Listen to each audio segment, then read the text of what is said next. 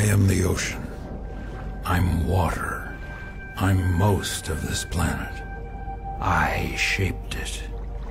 Every stream, every cloud, and every raindrop, it all comes back to me.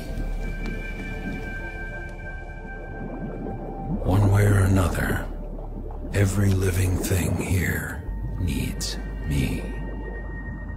I'm the source. I'm what they crawled out of. Humans, they're no different. I don't owe them a thing. I give, they take, but I can always take back. That's just the way it's always been. It's not their planet anyway. Never was, never will be.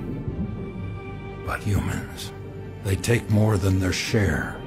They poison me, then they expect me to feed them. Well, it doesn't work that way. If humans want to exist in nature with me and off of me, I suggest they listen close. I'm only going to say this once. If nature isn't kept healthy, humans won't survive. Simple as that.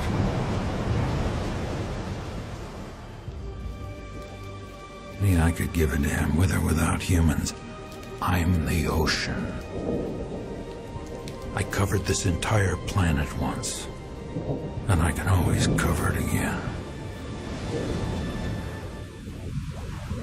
That's all I have to say.